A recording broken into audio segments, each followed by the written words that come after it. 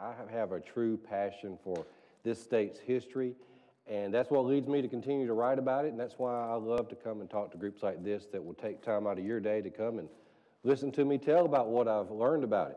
So what I want to tell you today is the story about the 14th colony, which is, of course, the colony of British West Florida. It's the title of my book is 14th Colony, and I call it that not to literally say if you went in the founding order it's the 14th, but it could claim that.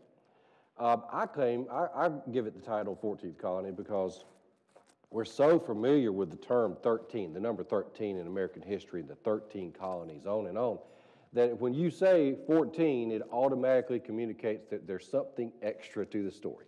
And I would contend that British West Florida is that something extra on the Gulf Coast, and indeed, more than just the Gulf Coast. This is a story that involves fully half of what we now call Alabama. So it's a story that we have forgotten about. Why was there a British West Florida, a colony of British West Florida? Without getting into the details of the war that led to that, the upshot is that there was an international war called the 7 Years' War, known as America as the French and Indian War, and it was fought in a lot of places across the globe, but it was not fought here. But what did take place here was in the treaty ending this war. Great Britain won the war. In the treaty ending this war, there's a massive land swap that takes place as a part of the treaty. It calls for France, who had lost, to relinquish all of its holdings in North America. So the other little interesting detail here is that we sometimes get confused about the fact that Spain, before the war, actually owned Florida, and we're familiar with Spanish settlement attempts and exploration of the Florida Peninsula.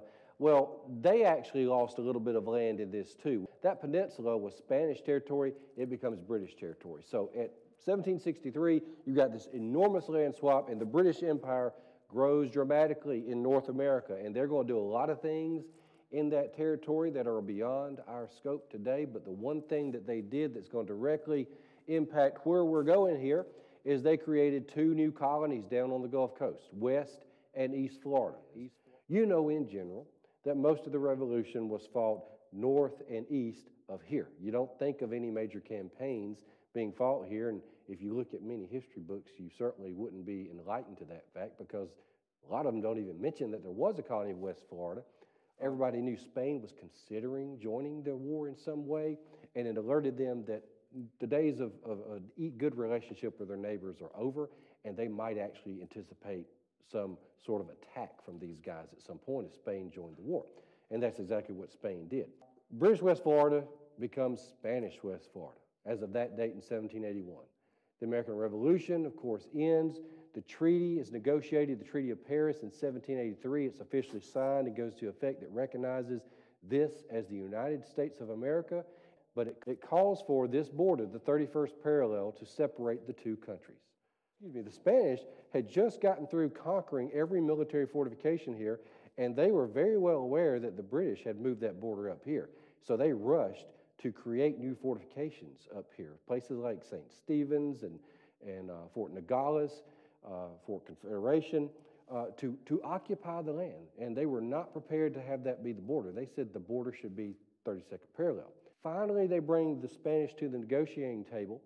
1795, they officially agree to withdraw from this area in the Treaty of San Lorenzo. That's that disputed region. So they officially withdraw. It took them another 2 years to do so, but they finally pull back to the 31st parallel in 1797. They survey the border, Andrew Ellicott does, and this area is annexed as quick as they can into the United States as a brand new territory called the Mississippi Territory. And that is where we end British West Florida's story, and we start the story of Alabama and Mississippi from that first American possession there.